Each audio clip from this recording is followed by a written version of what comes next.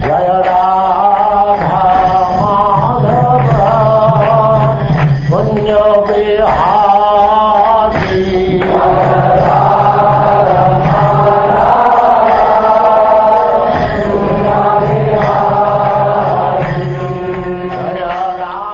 And now chapter 9, Appearance of the demon Vritrasura.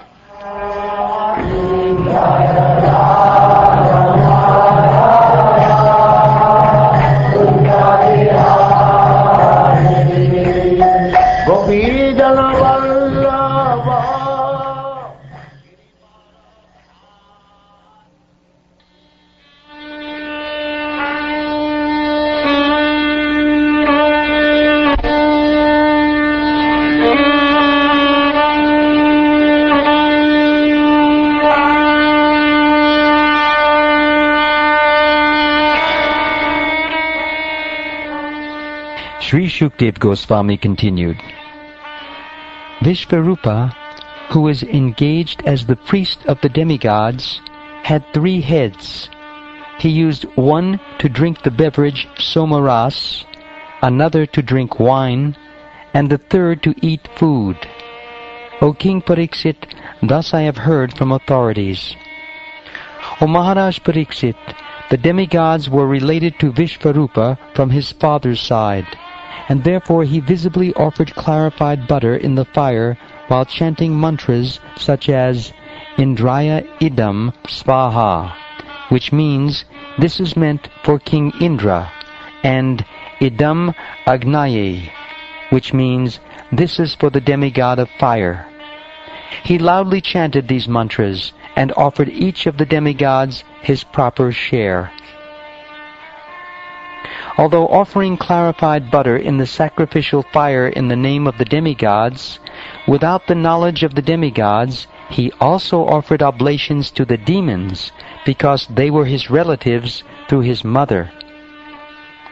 Once upon a time, however, the king of heaven, Indra, understood that Vishvarupa was secretly cheating the demigods by offering oblations on behalf of the demons. He became extremely afraid of being defeated by the demons, and in great anger at Vishvarupa, he cut Vishvarupa's 3 heads from his shoulders. Thereafter, the head meant for drinking somaras was transformed into a kapinjala, or francolin partridge. Similarly, the head meant for drinking wine was transformed into a kalavinka, or sparrow, and the head meant for eating food became a tittery, or common partridge. Although Indra was so powerful that he could neutralize the sinful reactions for killing a Brahmin, he repentantly accepted the burden of these reactions with folded hands. He suffered for 1 year, and then to purify himself, he distributed the reactions for this sinful killing among the earth, water, trees, and women. In return for King Indra's benediction that ditches in the earth would be filled automatically, the land accepted 1/4 of the sinful reactions for killing a Brahmin. Because of those sinful reactions, we find many deserts on the surface of the earth. In return for Indra's benediction that their branches and twigs would grow back when trimmed, the trees accepted 1/4 of the reactions for killing a Brahmin. These reactions are visible in the flowing of sap from trees. Therefore one is forbidden to drink this sap. In return for Lord Indra's benediction that they would be able to enjoy lusty desires continuously, even during pregnancy, for as long as sex is not injurious to the embryo, women accepted 1/4 of the sinful reactions. As a result of those reactions, women manifest the signs of menstruation every month. And in return for King Indra's benediction that water would increase the volume of other substances with which it was mixed, water accepted 1/4 of the sinful reactions. Therefore, there are bubbles and foam in water. When one collects water, these should be avoided. After Vishvarupa was killed, his father, Tvashta performed ritualistic ceremonies to kill Indra. He offered oblations in the sacrificial fire, saying, "O enemy of Indra, flourish to kill your enemy without delay."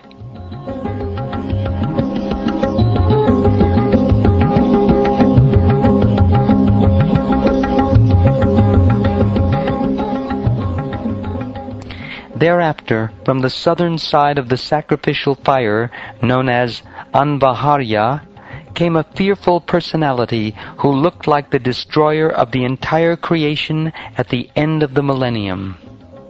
Like arrows released in the four directions, the demon's body grew day after day. Tall and blackish, he appeared like a burnt hill and was as lustrous as a bright array of clouds in the evening. The hair on the demon's body and his beard and mustache were the color of melted copper, and his eyes were piercing like the midday sun. He appeared unconquerable, as if holding the three worlds on the points of his blazing trident. Dancing and shouting with a loud voice, he made the entire surface of the earth tremble, as if from an earthquake.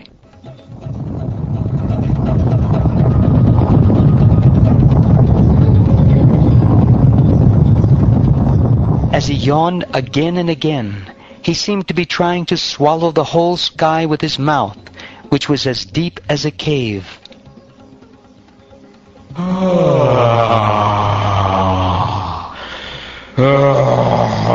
He seemed to be licking up all the stars in the sky with his tongue and eating the entire universe with his long, sharp teeth. Seeing this gigantic demon, everyone in great fear ran here and there in all directions. That very fearful demon, who was actually the son of Tvashta, covered all the planetary systems by dint of austerity. Therefore, he was named Vritra, or one who covers everything. The demigods, headed by Indra, charged the demon with their soldiers, striking him with their own transcendental bows and arrows and other weapons, but Vritrasura swallowed all their weapons. Struck with wonder and disappointment upon seeing the strength of the demon, the demigods lost their own strength. Therefore, they all met together to try to please the Supersoul, the Supreme Personality of Godhead, Narayan, by worshipping him. The demigods said, "The three worlds are created by the five elements, namely ether, air, fire, water, and earth, which are controlled by various demigods, beginning from Lord Brahma. Being very much afraid that the time factor will end our existence, we offer presentations unto time by performing our work as time dictates. The time factor himself, however, is afraid of the Supreme Personality of Godhead. Therefore, let us now worship that Supreme Lord, who alone can give us full protection. Free from all material conceptions of existence, and never wonder-struck by anything, the Lord is always jubilant and fully satisfied by his own spiritual perfection. He has no material designations, and therefore he is steady and unattached. That Supreme Personality of Godhead is the only shelter of everyone. Anyone desiring to be protected by others is certainly a great fool who desires to cross the sea by holding the tail of a dog." The Manu named King Satyavrata formerly saved himself by tying the small boat of the entire world to the horn of the Matsya Avatar, the fish incarnation. By the grace of the Matsya Avatar, Manu saved himself from the great danger of the flood. May that same fish incarnation save us from the great and fearful danger caused by the son of Tvashta. In the beginning of creation, a tremendous wind caused fierce waves of inundating water. The great waves made such a horrible sound that Lord Brahma almost fell from his seat on the lotus into the water of devastation. But he was saved with the help of the Lord. Thus, we also expect the Lord to protect us from this dangerous condition. the Supreme Personality of Godhead, who created us by His external potency, and by whose mercy we expand the creation of the universe, is always situated before us as the Supersoul. But we cannot see His form. We are unable to see Him because all of us think that we are separate and independent gods. By His inconceivable internal potency, the Supreme Personality of Godhead expands into various transcendental bodies as Vamanadev, the incarnation of strength among the demigods, Parasurama, the incarnation among saints, Nrsingadev and Varaha, incarnations among animals, and Matsya and Kurma, incarnations among aquatics. He accepts various transcendental bodies among all types of living entities, and among human beings He especially appears as Lord Krishna and Lord Ram. By His causeless mercy He protects the demigods, who are always harassed by the demons. He is the supreme worshipable deity of all living entities. He is the supreme cause, represented as the male and female creative energies. Although different from this universe, He exists in His universal form, or Virat Rupa. In our fearful condition, let us take shelter of Him, for we are sure that the Supreme Lord, the Supreme Soul, will give us His protection.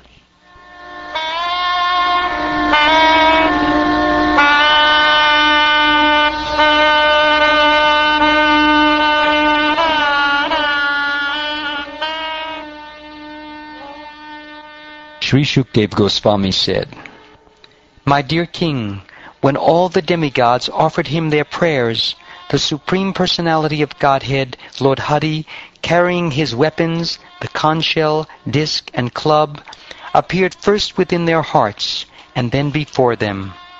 Surrounding and serving the Supreme Personality of Godhead, Narayan, were 16 personal attendants, decorated with ornaments and appearing exactly like Him, but without the mark of Srivatsa and the Kaustubha jewel. O King, when all the demigods saw the Supreme Lord in that posture, smiling with eyes like the petals of lotuses grown in autumn, they were overwhelmed with happiness and immediately fell down like rods, offering dandavats.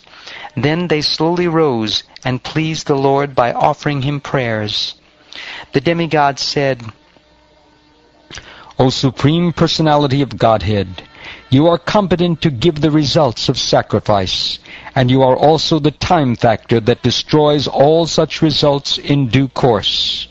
You are the one who releases the chakra to kill the demons. O Lord, who possesses many varieties of names, we offer our respectful obeisances unto You.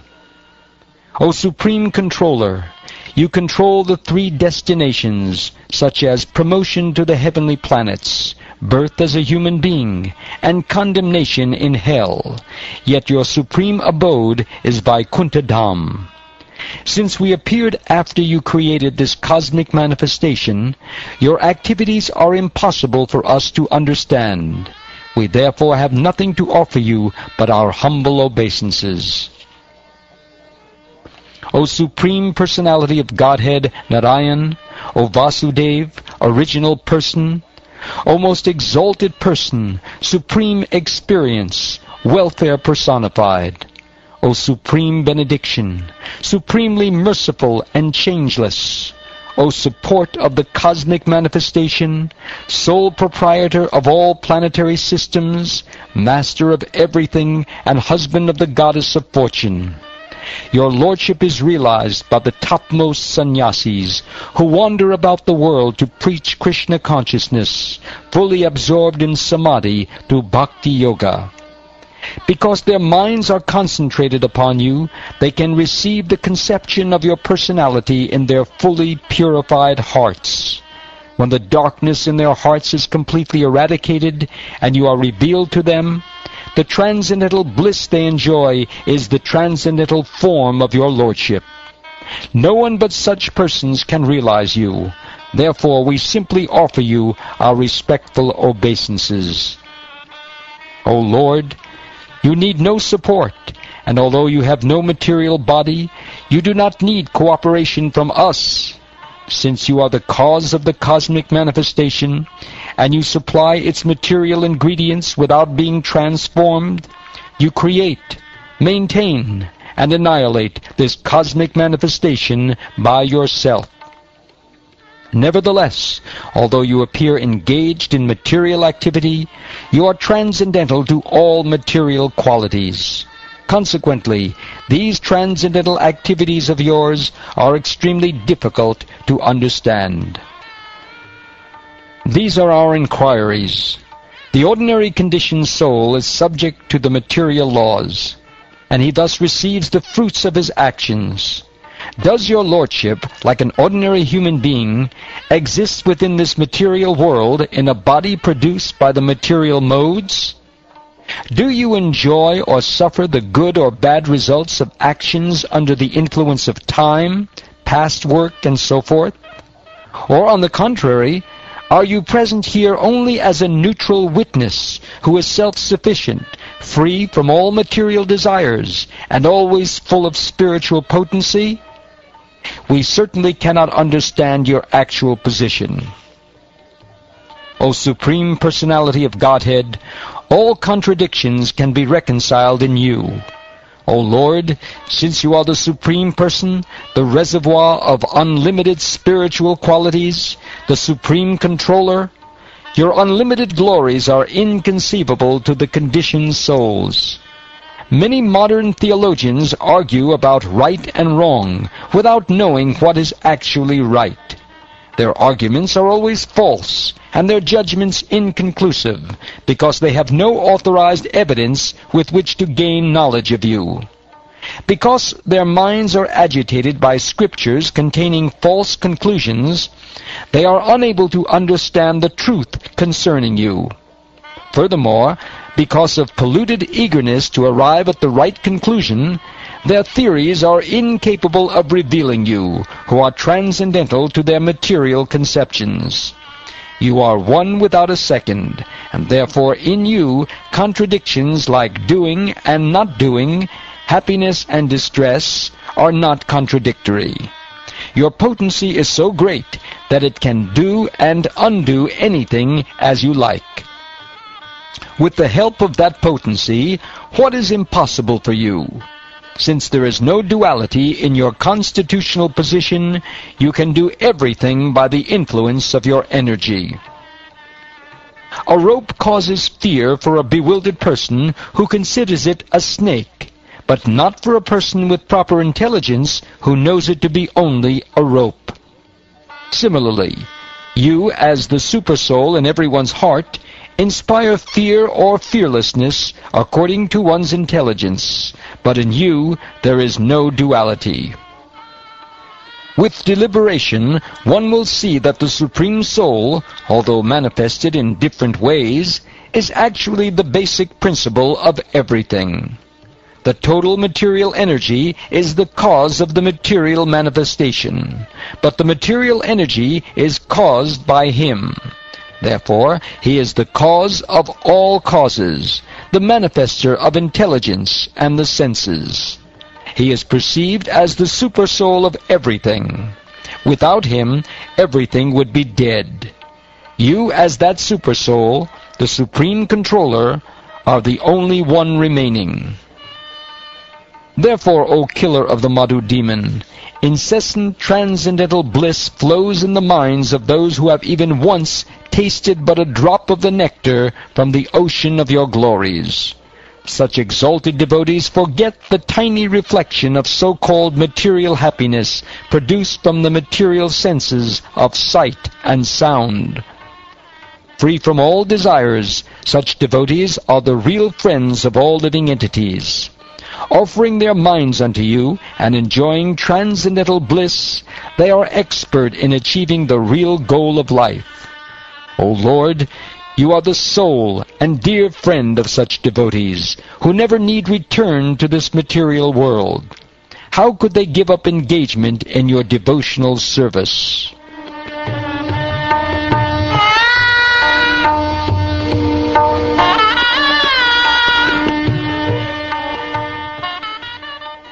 O Lord, O personified three worlds, Father of the three worlds, O strength of the three worlds in the form of the Vaman incarnation, O three-eyed form of Nrsingadev, O most beautiful person within the three worlds, everything and everyone, including human beings and even the Daitya demons and the Danavas, is but an expansion of your energy.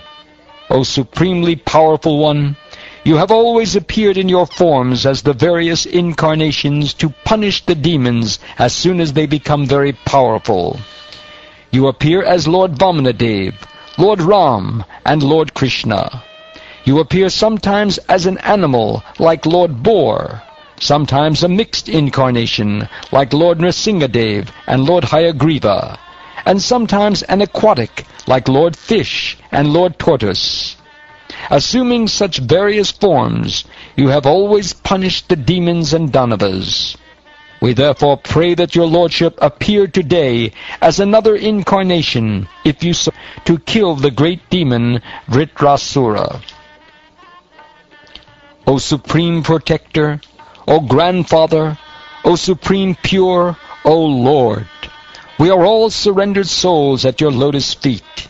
Indeed, our minds are bound to your lotus feet in meditation by chains of love. Now please manifest your incarnation.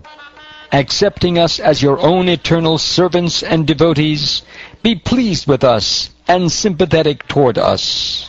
By your love-filled glance, with its cool and pleasing smile of sympathy, and by the sweet nectarian words emanating from your beautiful face, free us from the anxiety caused by this Vritrasura, who always pains the cores of our hearts. O Lord, as the small sparks of a fire cannot possibly perform the actions of the whole fire, we sparks of your Lordship cannot inform you of the necessities of our lives. You are the complete whole. Therefore, of what do we need to inform you? You know everything because you are the original cause of the cosmic manifestation, the maintainer and the annihilator of the entire universal creation. You always engage in your pastimes with your spiritual and material energies, for you are the controller of all these varied energies. You exist within all living entities, within the cosmic manifestation, and also beyond them. You exist internally as Para-Brahman, and externally as the ingredients of the material creation. Therefore, although manifested in various stages, at different times and places, and in various bodies, you, the personality of Godhead, are the original cause of all causes. Indeed, you are the original element. You are the witness of all activities. But because you are as great as the sky, you are never touched by any of them. You are the witness of everything as Para-Brahman and Paramatma. O Supreme Personality of Godhead, nothing is unknown to you. Dear Lord, you are omniscient, and therefore you know very well why we have taken shelter at your lotus feet, which provide shade that gives relief from all material disturbances. Since you are the Supreme Spiritual Master, and you know everything, we have sought shelter of your lotus feet for instruction. Please give us relief by counteracting our present distress. Your lotus feet are the only shelter for a fully surrendered devotee, and are the only means for subduing all the tribulations of this material world. Therefore, O Lord, O Supreme Controller, O Lord Krishna, please annihilate this dangerous demon Vritrasura, Tvashta's son, who has already swallowed all our weapons, our paraphernalia for fighting, and our strength and influence. O Lord, O Supreme Pure, you live within the core of everyone's heart and observe all the desires and activities of the conditioned souls. O Supreme Personality of Godhead, known as Lord Krishna, your reputation is bright and illuminating. You have no beginning, for you are the beginning of everything.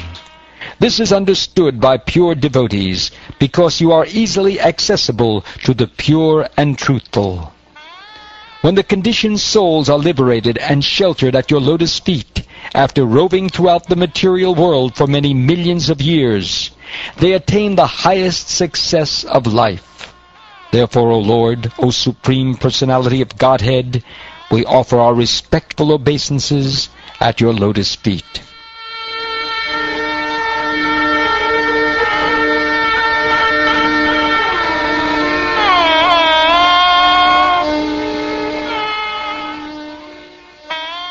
Sri Shukdev Goswami continued, O King Pariksit, when the demigods offered the Lord their sincere prayers in this way, the Lord listened by his causeless mercy.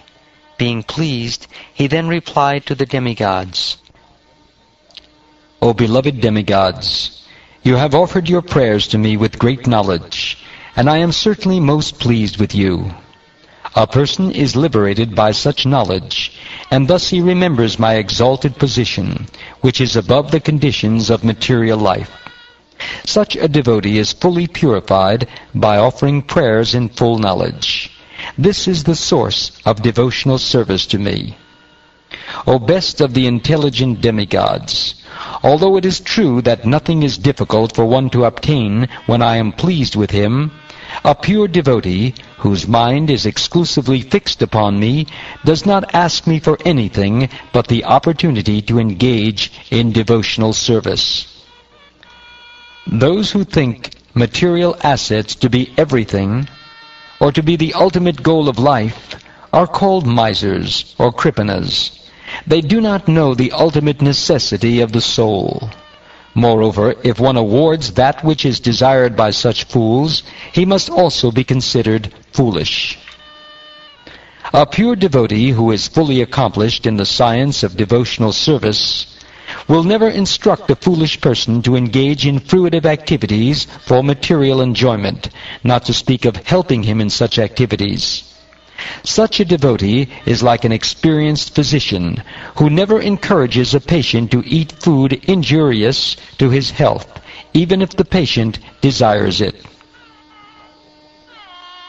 O Magavan, or Indra, all good fortune unto you.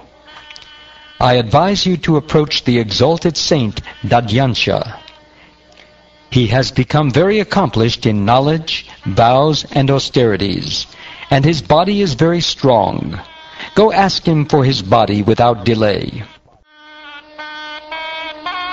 That saintly Dadyansha, who is also known as Dadichi, personally assimilated the spiritual science and then delivered it to the Ashvini Kumaras. It is said that Dadyansha gave the mantras to the head of a horse. Therefore, the mantras are called Ashvashira. After obtaining the mantras of spiritual science from Dadichi, the Ashvini Kumaras became Jivan Mukta, liberated even in this life.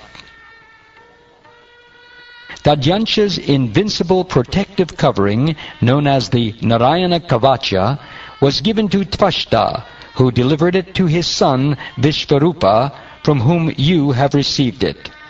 Because of this Narayan Kavacha, Dadichi's body is now very strong. You should therefore beg him for his body. When the Ashvini Kumaras beg for Dadyansha's body on your behalf, he will surely give it because of affection. Do not doubt this, for Dadyansha is very experienced in religious understanding. When Dadyansha awards you his body, Vishvakarma will prepare a thunderbolt from his bones. This thunderbolt will certainly kill Vritrasura, because it will be invested with my power. When Vritrasura is killed because of my spiritual strength, you will regain your strength, weapons, and wealth. Thus there will be all good fortune for all of you. Although Vritrasura can destroy all the three worlds, do not fear that he will harm you.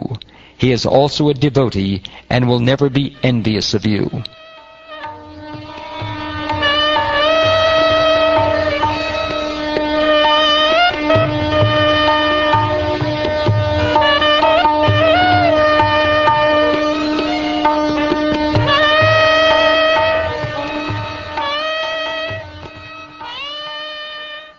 Thus ends the 9th chapter of the 6th canto of the Srimad Bhagavatam, entitled Appearance of the Demon Vritrasura.